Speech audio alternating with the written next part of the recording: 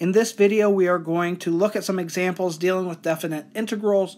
We're going to see if we can get a little bit more intuition about what's happening or have a better understanding so we can move fluidly between graphical representations, geometric representations, and then our notational representations of those integrals. So here we want to write the area above the x-axis and below y equals 4 minus x squared as a definite integral. So let's go ahead and draw this picture first. So what is 4 minus x squared? Well, that's a parabola opening down, has a vertex at 0, 4.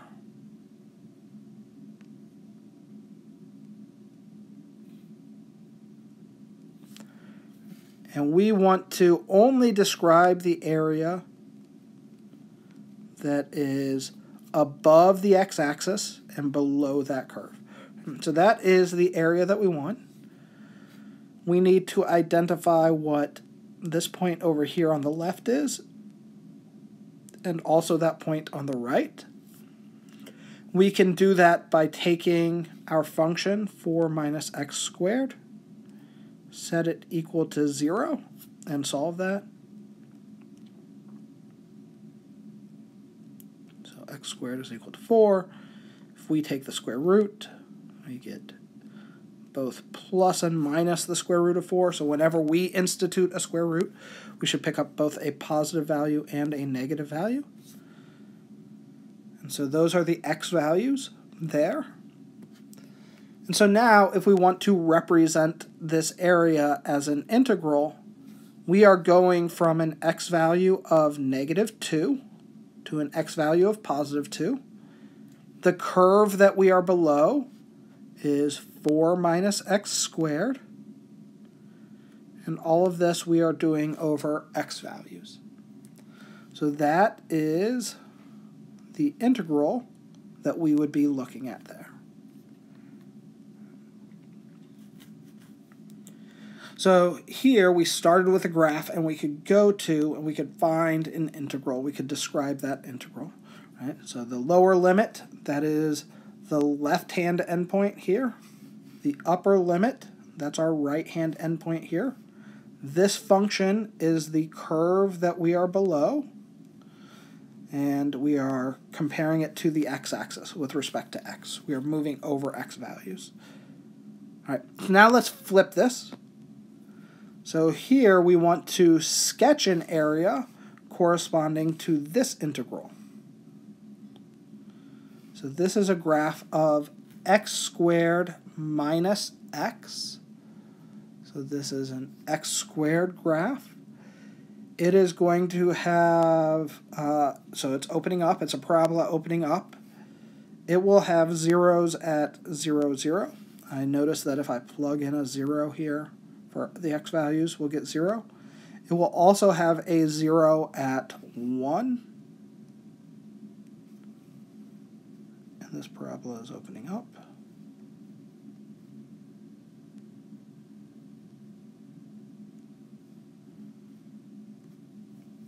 So it looks something like that. So that's what the picture looks like of this entire graph.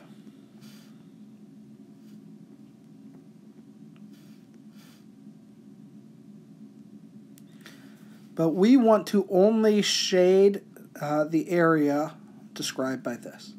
So up here somewhere is 2.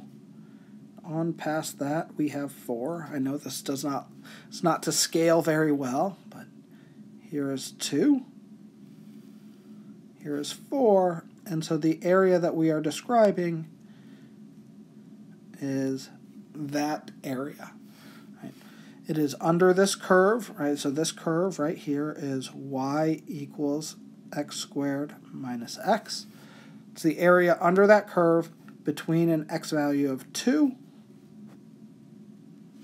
and an x value of 4.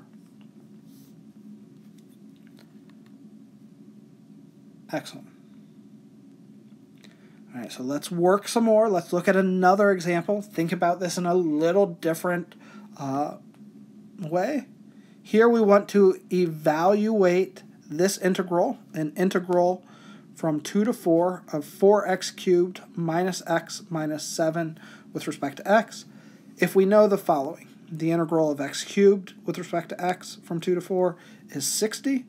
The integral of x with respect to x from 2 to 4 is 6. And the integral from 2 to 4 of 1 dx is equal to 2.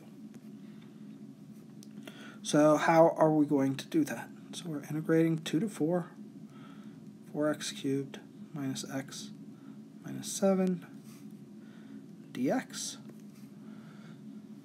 So what can we do with that? So from our last video, we saw we have these rules. Right? So we can split between those additions and subtractions. So we can rewrite this as an integral from 2 to 4 of 4x cubed dx minus an integral from 2 to 4 of x dx minus an integral from 2 to 4 of 7 dx. And then any constants we could bring out in front of our integrals. So that 4 we can bring out in front.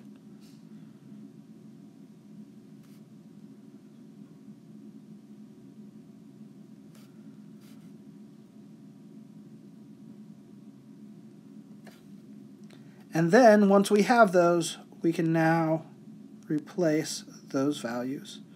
Right, so 2 to 4 x dx, that was 60.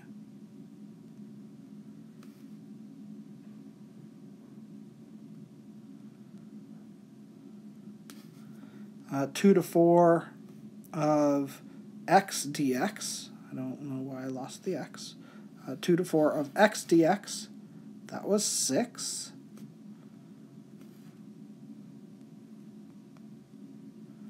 And 2 to 4 of dx was just that 2.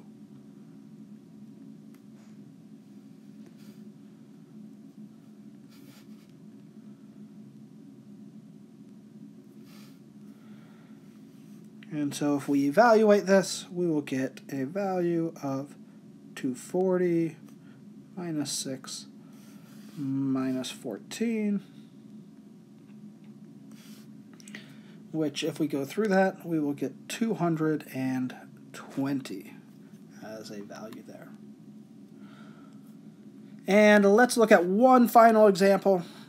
Here we want to use a geometric formula to compute this integral. So the integral from 0 to 2 of 3x plus 4. So let's draw what this is representing. So this is the equation of a line, 3x plus 4. That line has a y-intercept of 4, has a slope of 3, and we're just going from 0 to 2.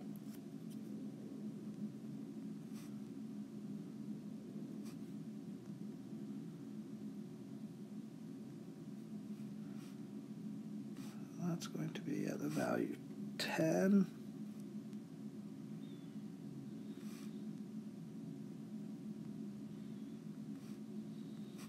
You have 7.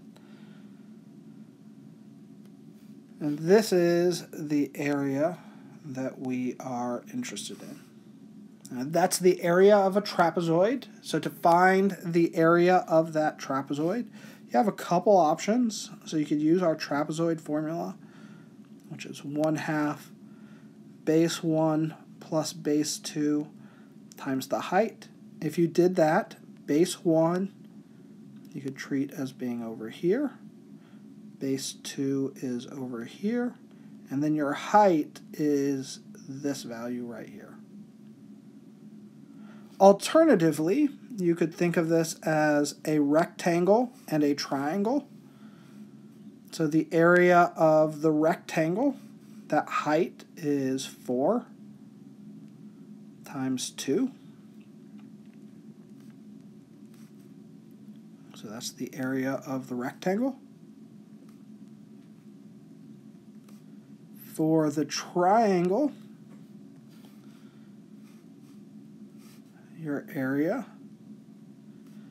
is 1/2 base, so that length of that base is 2, times the height.